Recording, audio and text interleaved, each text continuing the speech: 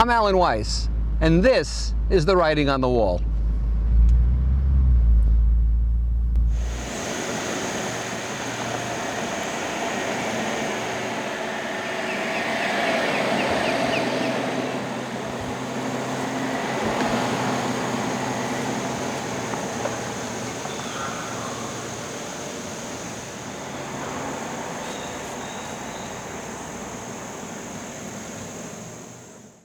Welcome, my friends. Today is Hubris, writing on the wall, hubris, false pride. You know, technology tries to organize the universe to fool us to think we actually understand it. And we don't. A Big Bang? First there was nothing, then there was something, then something exploded. How is that different from God creating the world in 6 days and then taking a rest? I don't know, but I don't know what it means to have nothing and then something. I'm curious about that. There is a fish called a coelacanth, and the coelacanth was thought to be extinct for, about 80 or 100 million years. Yeah, that long. And then in the late 1930s, some fishermen off the island of Comoros pulled up a strange fish, which they rushed on shore, and sure enough, the experts said it's a coelacanth. And it turns out these fish were perfectly fine, living in deep water in the Indian Ocean in very cold waters, and rarely came up high enough to be caught. This fish apparently made a mistake or was ill. But these fish weren't extinct. They were exactly as they used to be. Primitive-looking fish for millions, tens of millions of years. No one told the coelacanth it was extinct. We don't know why dogs shake. My vet was in Iraq serving army animals. He's a tremendous vet. He's a surgeon, and he does tremendous work with animals. We love him. And one day, he's examining Bentley, and I said, by the way, Doc, why do dogs shake? He looked at me and said, damned if I know.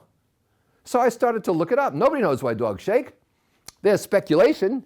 They shake after they get wet. They shake after they eat. They shake after you pet them. They shake when they awake. No one knows why dogs shake, and we think we're masters of the universe. Apparently, Bentley knows a lot more than I do. There is life in the bottom of the Marianas Trench, living on lava vents, magma vents, whatever the hell they're called. The Marianas Trench is deeper than Mount Everest is high. And it was thought nothing could live down there under that pressure and in that heat, yet they do. We're not really good on birth and death, are we? Is there an afterlife? Who knows? You can't conclusively say there is or there isn't. We don't even know if there's life in the universe. There well could be. Do you remember Rain Man, Dustin Hoffman? And matches would fall on the floor, and Dustin Hoffman would immediately say, who was autistic in the film, 129 matches, and they'd count them and he'd be right. True story.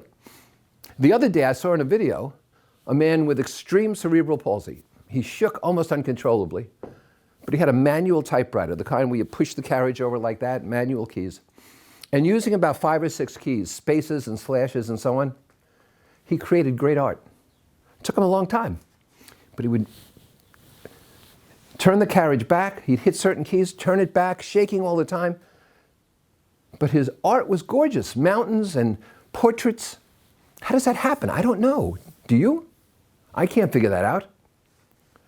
You know, we attack climate change. We love to attack big conceptual problems and challenges, but we don't attack the pragmatics.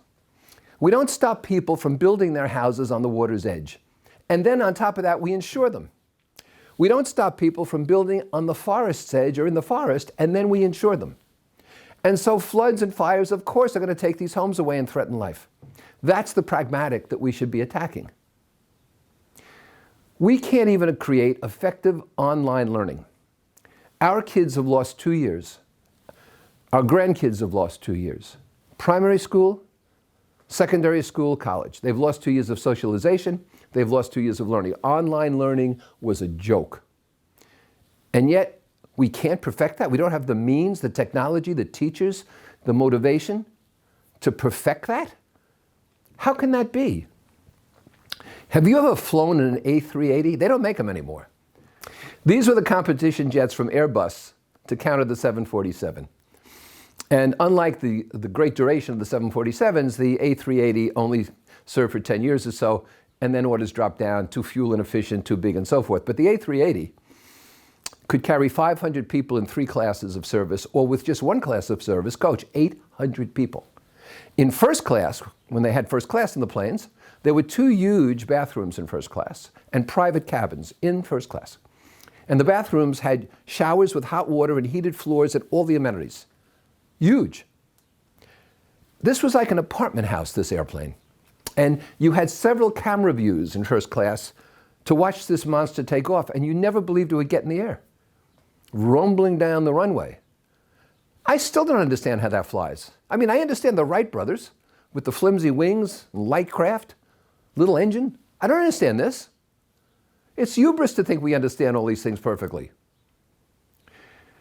Every miracle, someone said, and I don't know who said this, but I remember the quote, it is not I.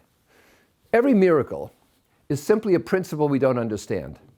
But because we don't understand it, we assign it to miraculous status. Look, it's not that we're not smart enough. The problem is we think we're a hell of a lot smarter than we are.